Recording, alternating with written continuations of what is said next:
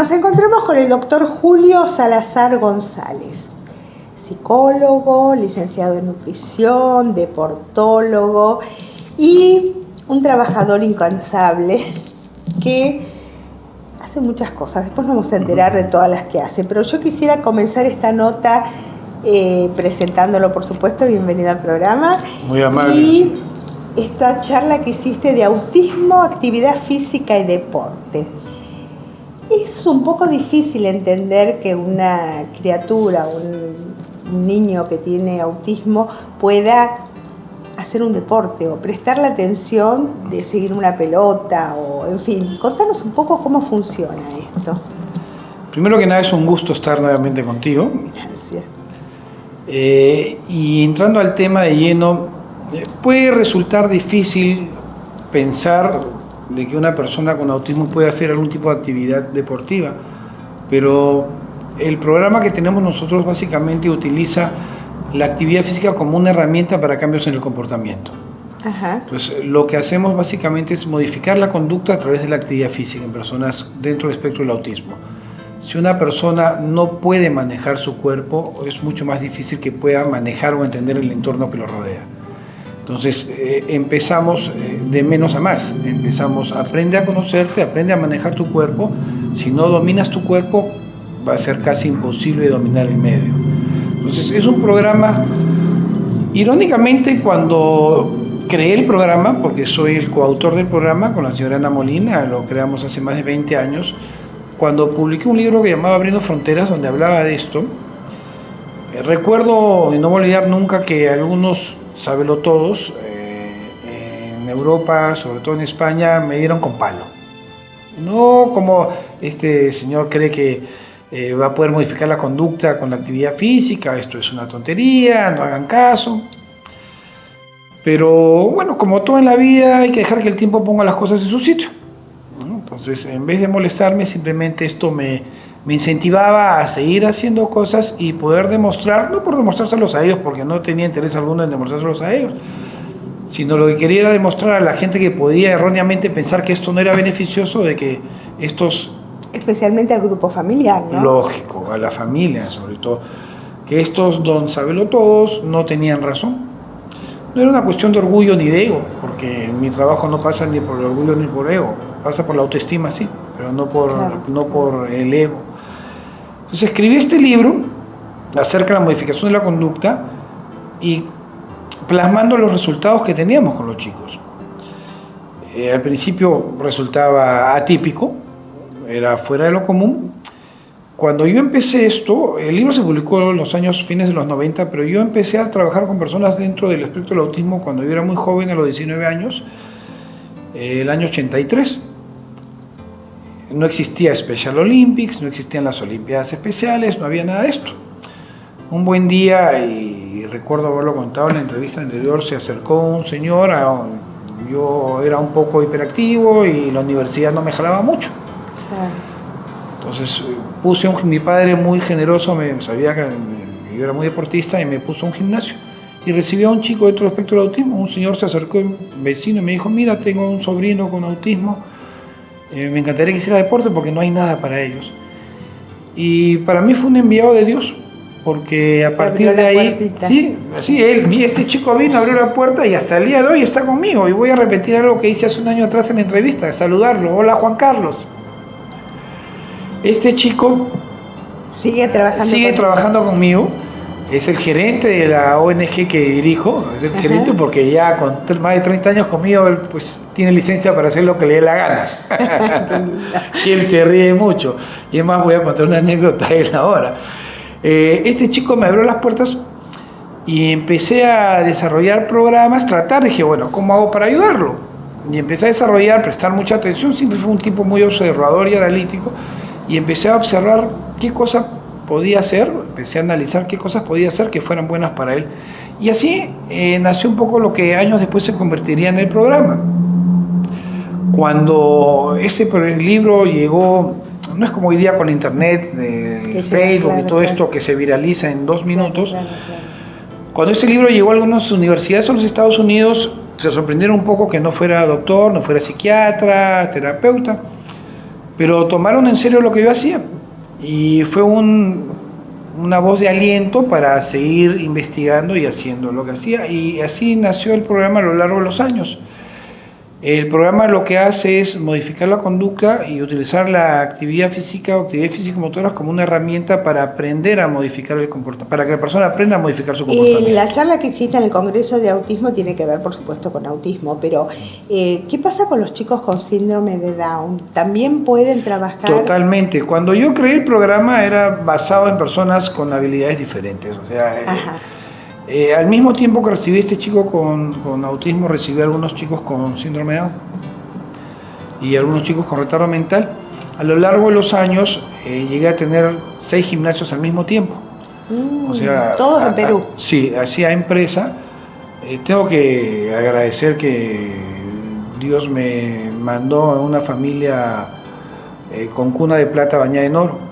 No fue cuna de oro, pero sí de plata bañada en oro y con todas las facilidades había así por haber. Sí, bueno, pero eso habla muy bien de vos, muy meritorio, porque podías haber dedicado, no sé, comprarte un yate, viajar por el mundo, ¿no? Y te dedicaste a algo que no es fácil y que no hay en muchos lugares del planeta, ¿no? El poder sacar adelante a un chiquito con discapacidad. Es que eso me gratificaba muchísimo más pues que subir un yate. O sea, yo tengo que reconocer que me he desarrollado en un medio social alto, donde si quería ir a un yate tenía a alguien con un yate al lado, pero no me gratificaba. O sea, a mí me gratifican las cosas espirituales más que las cosas materiales. Los desafíos, ¿no? Totalmente, totalmente. Entonces empecé a desarrollar programas para ellos y en cada gimnasio que yo tenía abría la puerta para que personas con algún tipo de discapacidad intelectual, aunque no me guste el término, pero para que se entienda, porque no poder procesar cierta información con rapidez o algo no te hace un discapacitado. Claro. No poder caminar bien no te hace un discapacitado, tienes muchas otras capacidades. Para mí el término es peyorativo. Pero hice una apertura para que en cada uno de estos gimnasios pudieran acceder personas con habilidades diferentes, y para que esto funcionara yo no podía multiplicarme ni clonarme en 6 sitios. Claro. Entonces empecé a desarrollar programas de capacitación para los empleados que tenían los gimnasios. Y yo era un mocosito porque mis empleados me doblaban la edad. Pero yo siempre fui muy aventado, o sea, decía, bueno, Dios sabe cómo hace las cosas y por qué me puso en esto, ¿no? Entonces, a mí agallas no me faltan. Yo decía, correcto, pues nos vamos por esto. Empecé a desarrollar programas y empezaron a funcionar muy bien. Ahora, yo no digo que inventé nada, porque ni inventé pues el autismo, el retardo mental, ni el deporte, ni la modificación de la conducta, ni nada. Simplemente fue un tipo observador que quiso hacer cosas por los demás y a quien Dios le dio la gracia de poder hacerlas bien. Ahora, no solamente te quedaste con esto porque estudiaste, te recibiste de psicoterapeuta, trabajaste desde la nutrición, y desde la nutrición me gustaría que charles un poco, porque yo tengo acá un montón de folletitos que trajiste, que a veces lamento que no estés en la Argentina, ¿no? Porque supongo yo que deben ser exámenes para alergias y un montón de cosas. Contanos cómo surge este laboratorio que facilita tanto a todo tipo de patología, sí, para saber cómo está uno parado en la vida, ¿no? Mira, mi especialidad en todo caso, yo estudié a raíz de que me involucré con los chicos porque quería saber más y quería hacer las cosas de manera profesional. O sea, yo decía, correcto, a mí suficiencias no me faltan ni cerebro, pero no voy a desperdiciarlo pues haciendo las cosas al revés o de manera mediocre. No me criaron como mediocre. Entonces me puse a estudiar de grande, porque ya tengo 52 años y empecé a estudiar a los 30, básicamente las carreras. Y conseguí una licenciatura, maestría y doctorado en psicoterapia en Estados Unidos, una licenciatura en nutrición también en Estados Unidos, me convertí en laboratorista clínico, hice una maestría en fisioterapia y rehabilitación física, y lo que más me gusta, me gradué como entrenador deportivo de atletas con habilidades diferentes. Ajá. Pero para poder entender cómo funcionaba el cerebro humano, no me quedé simplemente en la psicoterapia, o sea, era una de las patas de la mesa, pero faltaban otras. Entonces estudié nutrición para entender, porque sabía del nexo entre la nutrición y el cerebro, pero me faltaba. Entonces estudié laboratorio clínico para entender los análisis bioquímicos, cuál era causa y efecto, y así se fue dando. ¿Y qué es lo que sucede? Nosotros tenemos un segundo cerebro en el cuerpo, y está ubicado en los intestinos. Es más, tenemos más neuronas en los intestinos que en el propio cerebro. Entonces, lo que pasa en nuestro organismo, lo que pasa en nuestros intestinos, repercute en nuestro cerebro. Este laboratorio Great Plains, manejado por el doctor William Shaw, es un bioquímico, doctor espectacular, una persona muy, muy buena, y terminó casándose con la doctora Leticia Domínguez, una doctora más espectacular que él, madre de una niña dentro del espectro. Lo que es el amor. El doctor Shaw empezó a hacer investigaciones relacionadas al autismo, conoció a la doctora Domínguez, se casó con la doctora Domínguez, y como hace el amor, pues el doctor puso a disposición de la doctora, digamos así, el laboratorio y sus investigaciones, y empezaron a empujar el carro. Y todos estos tipos de análisis tienen mucho que ver no solo con el tema del autismo, sino con la salud mental en general. Entonces, hoy día sabemos, hay análisis de alergias alimentarias IgG. Las alergias regulares son las alergias IgG, que son incurables. Eres alérgica al maní, al marisco, te enronchas, comes, te enronchas, tienes 1000 problemas en el momento. Pero las susceptibilidades IgG se dan un tiempo, no son inmediatas, pueden darse entre 20 minutos a 48 horas o 72 horas después, y no tienen la misma sintomatología, pero sí tienen muchos efectos a nivel conductual, es decir, tienen efectos neuromoduladores, algunos de los alimentos que consumimos. El tema pasa que el gluten y la caseína, que son las proteínas presentes en los lácteos y cereales, tiene una condición, algo que se llama péptido, es decir, la proteína es una molécula grande que se degrada en porciones más pequeñas, se denominan péptidos, y luego se degradan a porciones más pequeñas como aminoácidos, y así pasan a través de la pared intestinal al torrente sanguíneo para las diversas funciones. Pero la fórmula química del péptido de la proteína de los lácteos y el péptido de la proteína de los cereales es similar a la morfina. Y se llaman péptidos opioides porque el opio evidentemente viene de la amapola y es un derivado de la amapola, al igual que la morfina. Se denominan péptidos opioides y tienen un efecto neuromodulador, es decir, llegan al cerebro y alteran el correcto funcionamiento de ciertos neurotransmisores. Entonces alteran el comportamiento. Esto pasa no solo para tranquilizar, sino para que la criatura o la persona esté más eufórica también con este tipo de alimentación. Cualquier tipo de persona que tenga una susceptibilidad de este tipo, y no estoy hablando de la lactosa, que es el azúcar de la leche, por citar un ejemplo, que todos somos intolerantes a partir de los 4 o 5 años de edad porque ya no producimos la enzima que degrada la lactosa. Este péptido, cualquier persona que tenga esta susceptibilidad va a tener alteraciones en el comportamiento. O sea, y no tienes que tener autismo.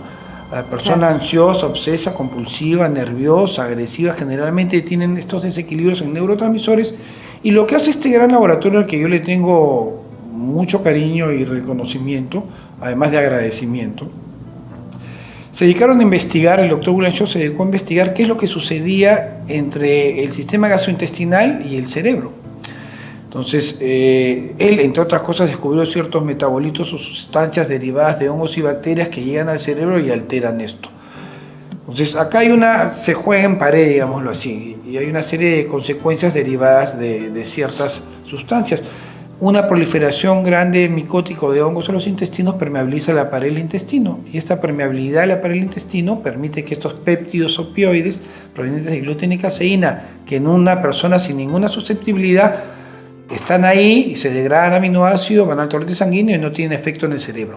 Pero esta permeabilidad del intestino producida por estos hongos hace que escapen sin ser degradados. Entonces pasan como péptidos opioides, van al torrente sanguíneo, atraviesan la barrera hematoencefálica en el cerebro y producen alteraciones conductuales. Entonces, esta disbiosis intestinal producida por hongos como la cándida, tan común. Sí, por supuesto. Tan común, porque es algo que uno escucha constantemente. Es más, todas las mujeres... Los niños, no sé, en la casa. Y todas las mujeres a lo largo de su vida en algún momento tienen candidiasis vaginal. Sí. Y es más, la gran mayoría de gente... O sea, nosotros convivimos con una serie de hongos, bacterias en los intestinos y parásitos que cumplen ciertas funciones, pero cuando hay un crecimiento excesivo, que es lo que significa esta disbiosis, es como no botar el tacho de basura de tu casa. Si tienes un poco de basura en tu casa, está ahí, pero si se junta en 3 meses, 6 meses, no la botas, vienen cucarachas, pericotes, ratones. Y este laboratorio te detecta inmediatamente todo este tipo de... Con un análisis de alergias alimentarias, sí, en el suelo sanguíneo, Sí. Podemos detectar estas susceptibilidades en 93 alimentos. No tienen efecto neuromodulador todos, evidentemente, sino los derivados de gluten y caseína y la soya. Tienen este efecto neuromodulador. Entonces esto te permite saber bioquímicamente qué alimentos puedes consumir sin que tengan este efecto. Y esto lo usamos mucho para el diagnóstico. Pero si hay esta susceptibilidad, ya sabemos básicamente que se produce por una disbiosis micótica. Esa disbiosis micótica, entre otras cosas, produce una depresión del sistema inmunológico. Entonces, esa disbiosis generalmente de hongos va acompañada de una disbiosis bacterial. Claro, abrís las puertas para que vengan todos los bichitos a bailar un hermoso malambo, como decimos nosotros, dentro del organismo. Pero, por ejemplo, Julio, sin estar con una patología puntual, suponte, yo estoy escuchándote atentamente, digo, bueno, voy a chequear a ver qué alimentos son buenos para mí, qué alimentos no. En ese caso te lo da el análisis y ahí el médico, el nutricionista, quien sea, tiene que elabora un régimen o una dieta especial para Claro, pero no solamente hay que elaborar una dieta especial por estas susceptibilidades alimenticias, que como son susceptibilidades son sujetas a ser recuperadas. Una alergia es incurable, pero una susceptibilidad es curable. Okay.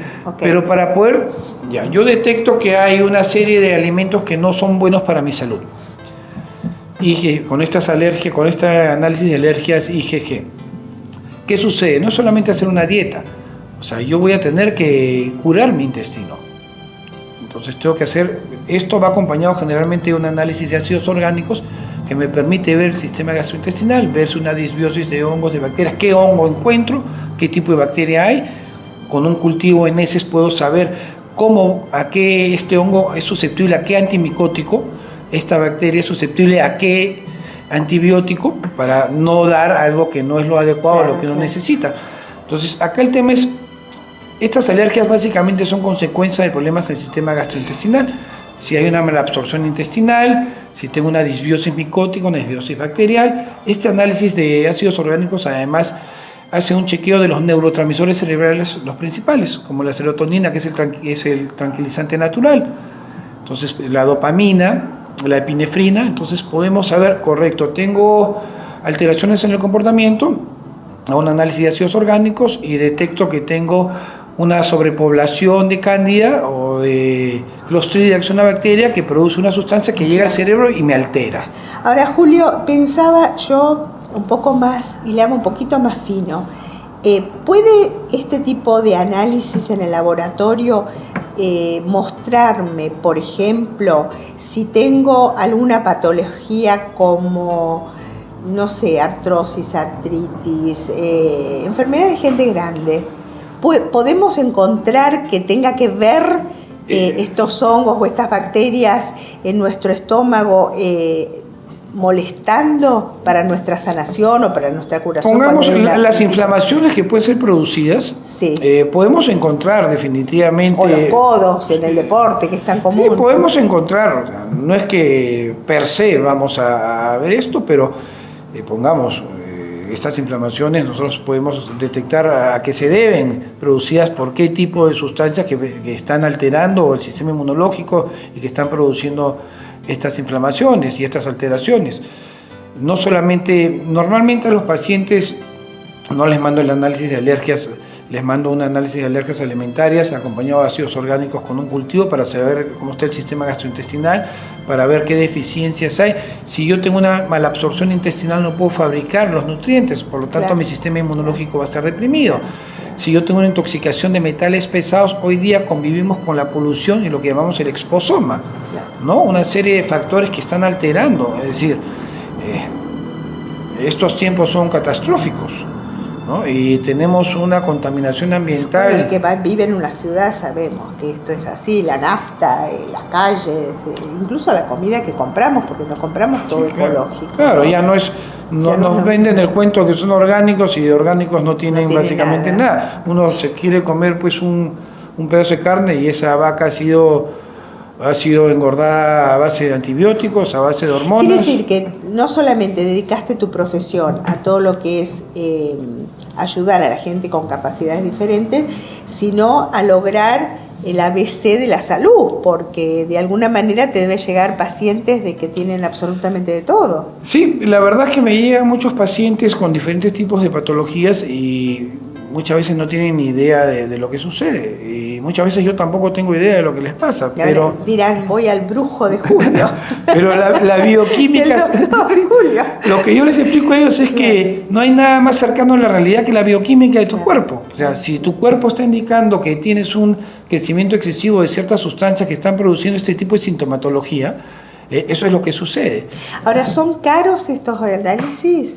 ¿Cómo funcionan en Perú? Porque acá no sé si hay, ¿no? Acá hay una institución que se llama Bioabordajes, que justo son quienes han organizado este congreso, al cual gentilmente fue invitado, que envían kits. Lo que hace el laboratorio es te envía un kit para tomar muestras biológicas a cualquier lado del mundo. Ah, muy bien. Te llega el kit, muy bien. Tiene que haber una orden de médico, evidentemente, te llega el kit, tomas las muestras biológicas, se devuelven al laboratorio, viene toda una infraestructura dentro del kit para contener las muestras biológicas, preservarlas a una temperatura adecuada para que no se echen a perder.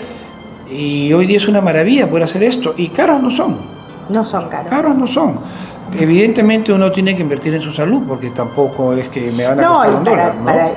Hablando un poco del Congreso de Autismo, la mayoría de la gente que estaba en el Congreso son papás que tienen chiquitos y que esto los ha ayudado muchísimo, eso no hay duda. Pero hablando un poco desde otro lugar, ¿no? Desde uno grande, porque también yo pensaba cuando las veía tanta gente tan joven, ¿no? Que tiene este tipo de patologías en sus hijos, tiene que estar bien la mamá y el papá, porque si no, ¿quién puede responder ante las necesidades de un chico así? Es lo primero que nos preocupa cuando existe en nuestra familia alguien con capacidades diferentes, ¿no? ¿Qué va a pasar cuando nosotros no estemos? Entonces, esto creo yo que es maravilloso, Julio, porque empiezan con los niños, pero después siguen los papás y todo el grupo familiar, ¿no? Para mí, lo primero, ya no por el tema de la nutrición, ni del laboratorio clínico, ni fisioterapia, sino en el tema de la psicoterapia o la psicología, lo primero es que hay que curar las heridas, ¿no? O sea, si tú no estás bien contigo mismo, no vas a estar bien con los demás. O sea, empezamos por ahí. Hay que enseñar a los padres, primero, que no es el fin del mundo. Segundo, Dios sabe cómo hace todo. O sea, por lo menos a mí fe no me falta. Entonces, Él sabe por qué hace las cosas. Y tercero, se pueden hacer muchísimas cosas y personas dentro del espectro del autismo, niños con síndrome de Down, retardo mental, lo que fuera, nos enseñan mucho. Sacan lo mejor de nosotros. Es cierto. Y yo lo veo en mí mismo y digo, yo no tenía a nadie dentro del espectro, pero me formaron como una mejor, no solo como mejor profesional, sino como una mejor persona. Bueno, vienen con una misión muy importante, y es enseñarnos lo que es el amor incondicional, ¿no? Esto es así. Esto es así. Totalmente. Julio, te agradezco que hayas pasado por el programa, me encantó tenerte de nuevo y bueno, mándale un saludo muy especial a tu colaborador. Y a Juan Carlos. Y la próxima vez que vengas a la Argentina, tráelo así, lo vemos en vivo y en directo. Parece una broma, pero me dijo, ¿cuándo me llevas? Antes de venir me dijo, ¿y yo cuándo voy? Bueno, estás en pronto, deuda. Pronto. Estás en deuda. Gracias Ha sido un placer como siempre, Lucía. Gracias.